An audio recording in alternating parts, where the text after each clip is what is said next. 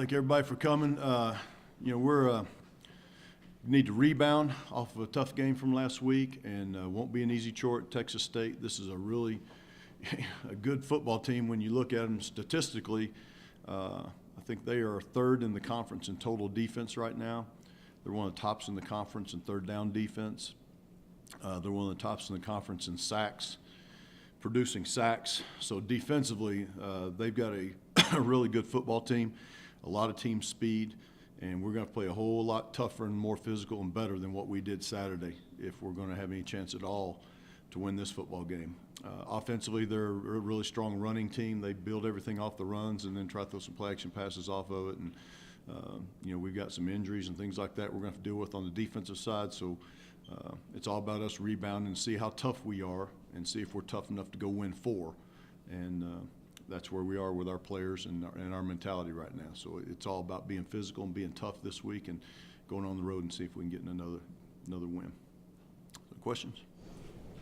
Can you go through the injuries, Coach? Jaden Wright has hamstring. He's out. He won't play.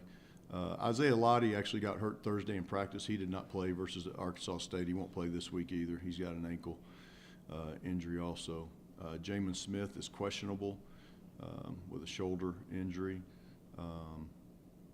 Shamad Lomax is out. He has an ankle injury. We won't get him back this week.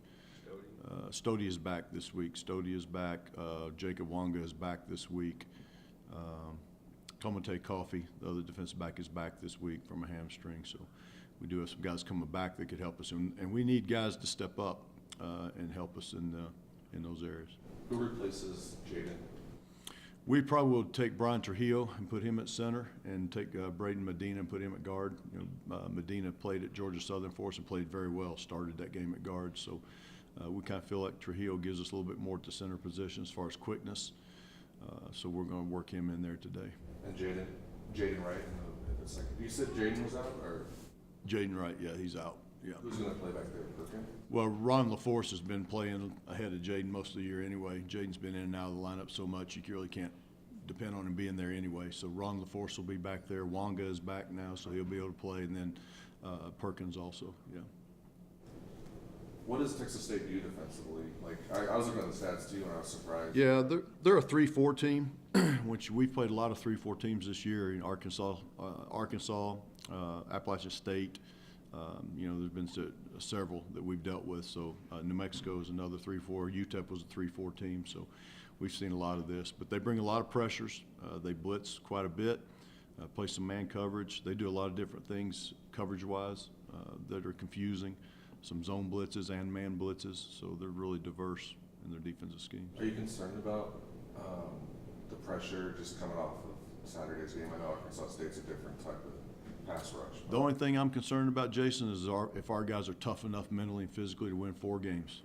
That's why we didn't win Saturday. We weren't mentally and physically tough enough to win that football game. We had the lead in the fourth quarter. We weren't mentally, physically, and mentally tough enough to do it. And that's the challenge for our team. Is are you guys tough enough to win 4?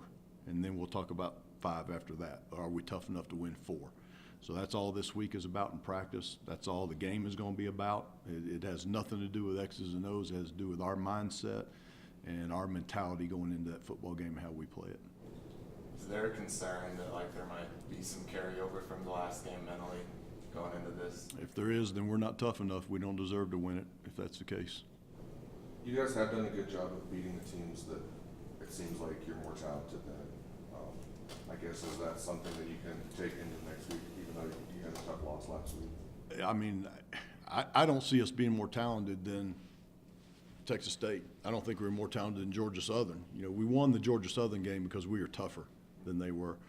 And that's what this comes down to. I'm repeating myself, but that's what this really comes down to. Texas State's got very talented players. They got just as much talent as we have. So it's going to come down to who wants to play and who really wants to get it done.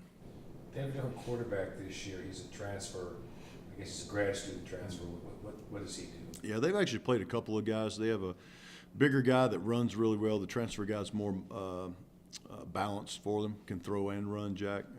But the quarterback runs are key to their offense. You know, he's like another running back in the backfield, both those guys. So you have to be cognizant of him keeping the football. It's kind of the same thing for us. We got to be able to get pressure on the quarterback. We got to get them in third down situations, third and longs, and hopefully cause some turnovers here. It sounds like the same way that Arkansas State played, running quarterback, pressure defense. Are there actual similarities between them and the last one? You know, I'd say Texas State is a little bit more. They don't throw the ball, I don't think, as well as Arkansas State or as much as Arkansas State. So they're a little bit more committed to the run, kind of a pounded at you team. They're very physical, and you know, they'll test your manhood up front because they are going to pound the football in there. A lot of different formations, a lot of different shifts, motions, all those type of things. So they keep you off balance with that. Are you pretty confident that the defense can?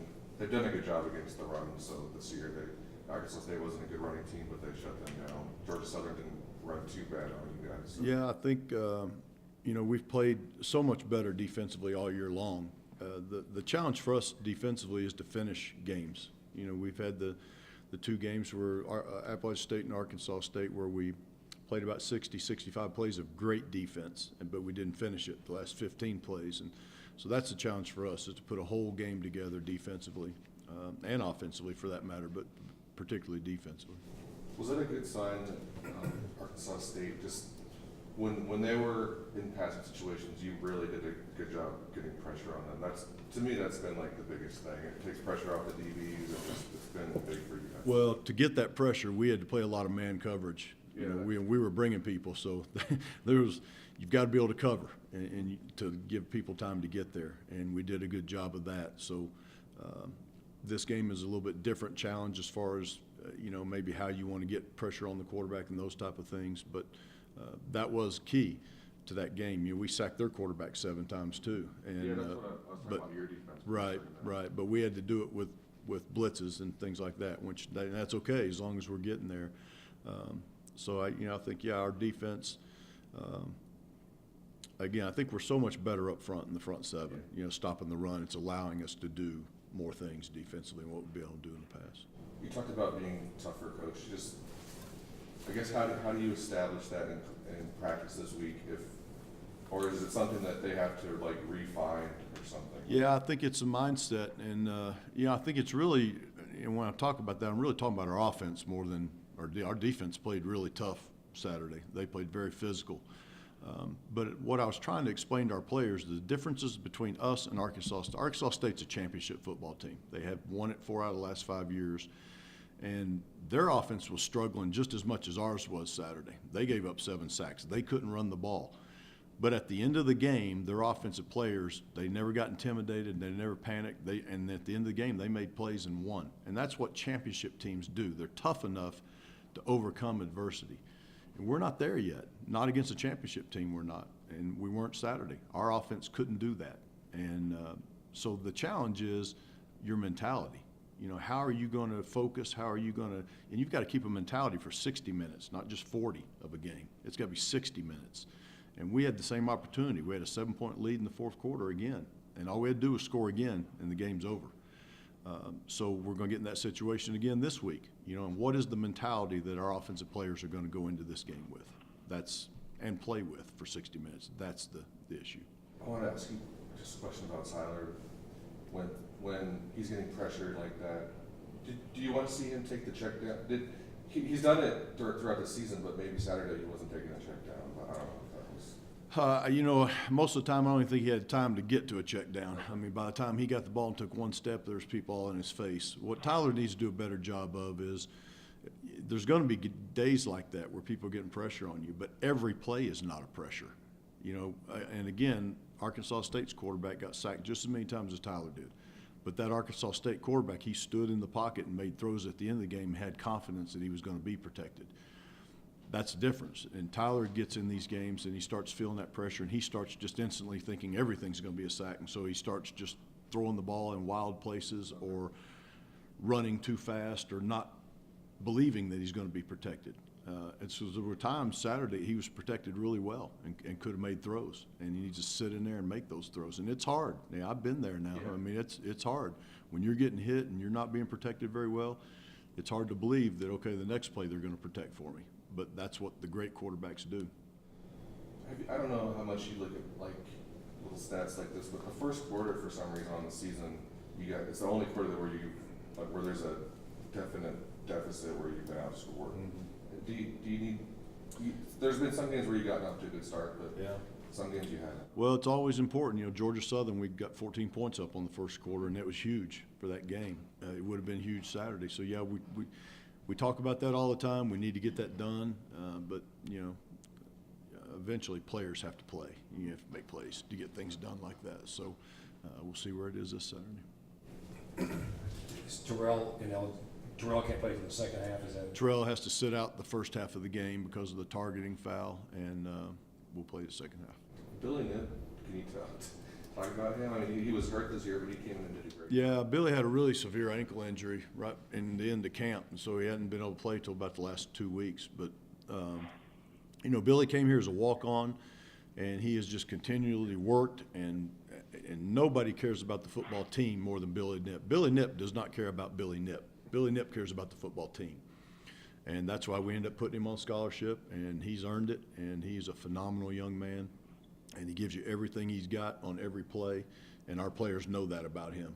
And so, you know, we have all the confidence in the world. From Tennessee, how did he end up out here? His folks might His folks.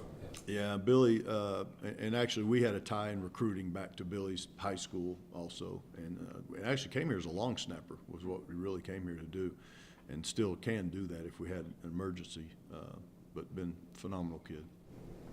Can we talk about just a little bit about the play of Dalton Harrington on Saturday? Yeah, you know, that's one of the great stories. You know, Dalton has had a phenomenal year in his last year. I think he leads the conference in tackles, leads the conference in tackles for loss, and he's the best leader we have on the football team right now, vocally and by, you know, just by example. He's been awesome. He's what college football is all about. You know, Dalton Harrington's going to be a success whatever he does once he leaves here. You know, he's just a tremendous young man.